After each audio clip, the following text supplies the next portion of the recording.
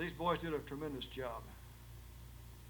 Tom may be in the Air Force, but this is where his Navy training paid off, and he's always hungry for a carrier landing, you know. So we didn't come in on a helicopter. He said, I'm going to get a carrier landing, number 2. Now, one thing, I did give my congratulations to Captain Hartley. I said, this time you were on the spot. I think the total recorded distance from our aim latitude and longitude was 1.7 miles, which is by far the closest of any manned space flight we've had. As you might have guessed, we're pretty happy guys coming up that hoist right now. We were out in the water, I guess, for a total of about 45 or 50 minutes.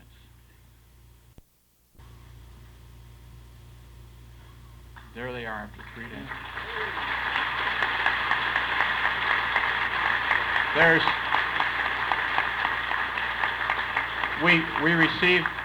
We received a tremendous welcome. There's no doubt about who's the command pilot on this flight, is there?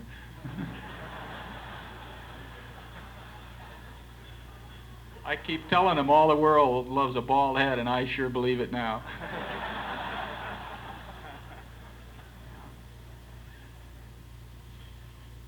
You all heard about the 5 o'clock shadow. What I had there was a 72-hour shadow. People have asked us, was there any trouble walking? Absolutely none. Adapting to 1G from 0G is as easy as adapting from 1G. It's as easy as going to 1G as it is initially to 0G. No troubles, no feelings of nausea or anything. We felt like we could turn around and go right back up after a good shower and a cold glass of water. It was really great to be back on the Wasp again because these people did a wonderful job for me on 2 times within 6 months. And certainly a tribute to industry and what Dr. Bika here represents. We couldn't have done it without certainly many people, but that spacecraft you just saw at the end performed superbly in all respects.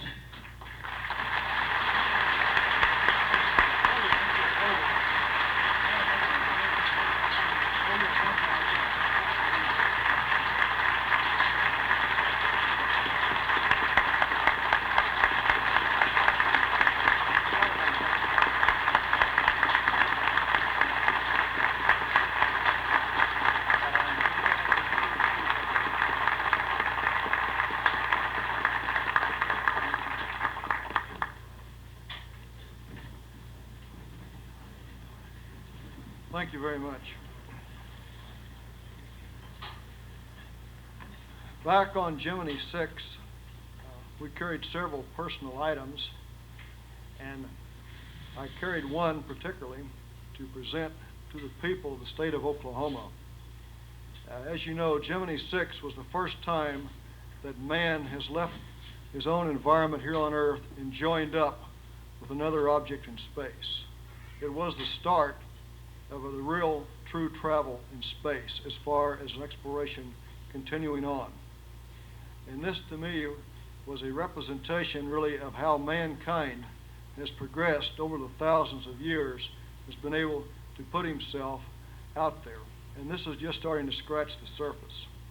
And as a representative of the state of Oklahoma, I carried a large flag, an Oklahoma flag. And I'd like to present this to Governor Winters, not from Tom Stafford, but from a member of the state of Oklahoma who had the privilege of help setting another goal in mankind as he progresses forward.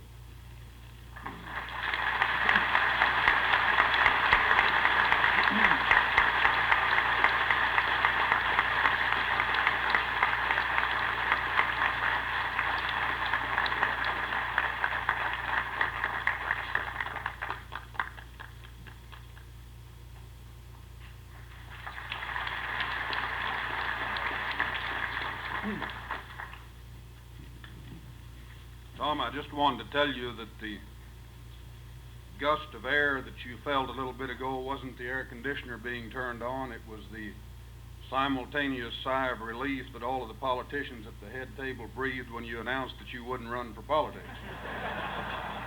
I think they're not unmindful of the fact that other astronauts in other states did not share your view, and that if one particular astronaut had been as steady in the bathtub as he was in a spacecraft, he'd have given some politician a whole bunch of trouble. As we drove down the parade, and I sat there in the convertible and watched the young boys and girls of Oklahoma yelling our honored guests' names and straining to touch their hands, I thought how wonderful it was that in this day and time when our young people are so badly in need of someone that they can look up to and respect and admire and emulate, that we have these two honored guests in our state today. And I'm especially happy that these two men have achieved their fame and their reputation by hard work and clean living and perseverance and stick-to-itiveness, rather than by on the fact that they could smoke a lot of marijuana cigarettes or go a long time without a haircut.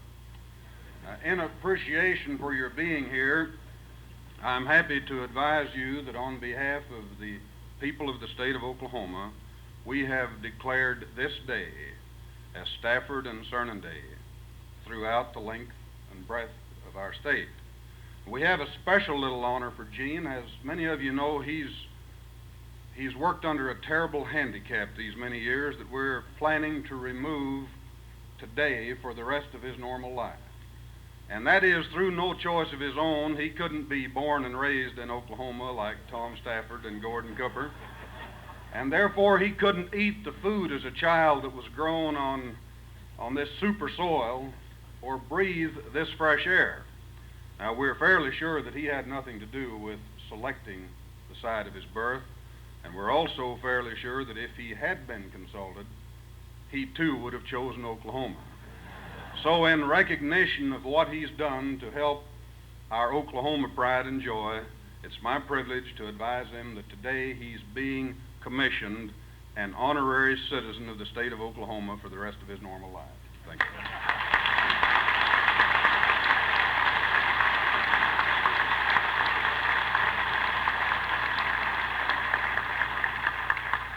Thank you very much, Governor Winters. You know, Tom Stafford was telling you about how scared he was. I heard a definition of courage. It said, courage is fear that has said its prayers. I think that applies to Tom. On behalf of the Frontiers of Science Foundation and the Oklahoma City Chamber of Commerce, our thanks are to Dr. Vika, Tom Stafford, and Eugene Cernan for being with us. Now, 2 more ceremonies will take place this afternoon, and you are all invited to participate. At 3 p.m., we will have a ceremony at Wiley Post Memorial and Civic Center in the area in front of Municipal Auditorium that will bring old and new pioneers of space together. On display in this area was Gemini 7, which orbited the Earth last December. Then at 3:45 p.m., we will have a big program at the National Cowboy Hall of Fame and Western Heritage Center. We hope all of you can come to both of these events. Now, for the folks of the Frontiers of Science, the meeting starts immediately right across the lobby. So don't forget that, the folks of the Science. We are adjourned. Congratulations. You did a wonderful job. Everybody's proud of you.